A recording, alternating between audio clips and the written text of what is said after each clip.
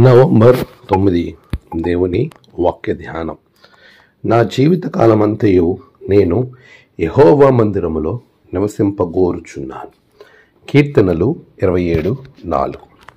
మన ప్రభువైన యేసుక్రీస్తు నామములో మీ అందరికీ ఈ పునరుద్ధాన శుభములు తెలియచేయచ్చు ఉన్నాను.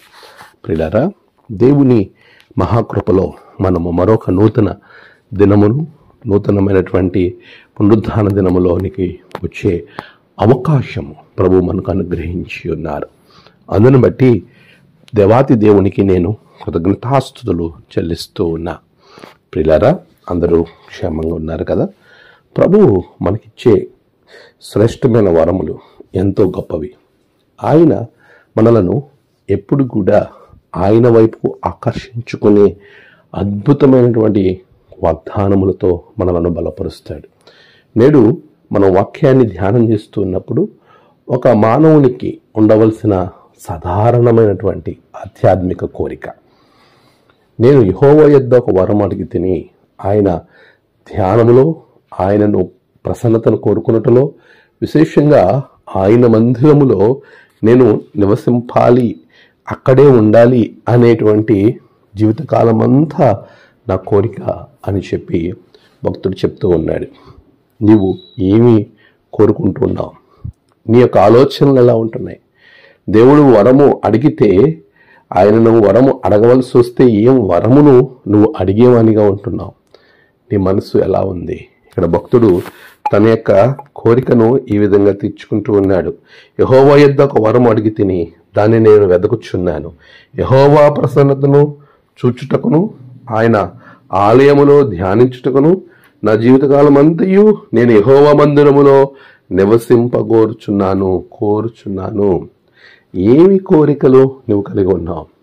లోక సంబంధమైన కోరికల మీద నువ్వు ప్రయాణం చేస్తున్నావా? లోకానుసారంగా నీ జీవితాన్ని కట్టుకోవడానికి నీవు ఆలోచిస్తే ప్రభు చెప్తున్న మాట ఏంటో తెలుసా? ఇదిగో, నీవు మొదట నా నీతిని, రాజ్యాన్ని వెతుకు, అప్పుడు నీకు ఏది కావాలన్నా నేను అనుగ్రహిస్తాను. మనలో చాలా మంది మొదట వారి వ్యక్తిగత జీవితాలను వెతుకుతారు. అందుకే వారికి అవసరమైనవి దూరం వెళ్ళిపోతూనే ఉంటాయి. దేవుని మీద ఆధారపడి దేవుణ్ణి మొదట వెతకటం ప్రారంభించే వారి జీవితాలలో ఏమి కావాలో, ఏ సమయానికి ఏది అవసరమో దానిని ప్రభువు అనుగ్రహిస్తాడు. ప్రియులారా, ఈ రోజున మనం ఒక తీర్మానం చేసుకుందాం. ఆయనను వెతకటం ప్రారంభిద్దాం. ఆయన సన్నిధిలో ఉండడానికి మనం కోరిక కలిగి ఉందాం. దేవుని మందిరం అంటే చాలా చులకనండి. చాలా మందికి ఎప్పుడో ఆలస్యంగా వెళ్తారు, త్వరగా మందిరం నుండి ఇంటికి వెళ్ళిపోతారు. ఒక మందిరంలో ఒక 90 నిమిషాలు సమయం గడపలేనటువంటి పరిస్థితిలో నీవు ఉన్నావు అని అంటే మరి ఏ రీతిగా ప్రభువు నీ జీవితంలో కార్యాలు చేస్తాడు? ప్రభు సన్నిధిలో సమయం గడపడానికి మనం తహతహలాడాలి. ఆయనతో జీవితాంతము కూడా ఉంటాను అనే కోరికను భక్తుడు సెలవిచ్చాడు. కనీసం కొన్ని నిమిషములు ఆయనతో వారానికి ఒకసారి మనం గడపడానికి మన ఇష్టత చూపించినప్పుడు ఆయన మనతో మాట్లాడతాడు. మన జీవితంలో గొప్ప కార్యాలు జరిగిస్తాడు. ఆయనతో సహవాసం చేసే వారికి ఎనలేని దీవెనలు కలుగుతాయని వాక్యం చెబుతుంది. అలాంటి ఆశీర్వాదం కొరకు ఇప్పుడే నీవు ఆయన మందిరంలో నివసింపాలి అనేటువంటి కోరికను కలిగి నీ జీవితాన్ని ముందుకు తీసుకుని వెళ్ళు. ప్రభు నిన్ను, నీ ద్వారా నీ కుటుంబాన్ని ఆశీర్వదిస్తాడు. అతి ఆశీర్వాదం ప్రభు మీకు అనుగ్రహించునుగాక. ఆమేన్. ప్రార్థన. సర్వశక్తిమంతుడా, గొప్ప దేవ, నీ బిడ్డలు నీలో ఉండి నీతో సహవాసములో ముందుకు వెళ్ళడానికి కృప దయచేయండి.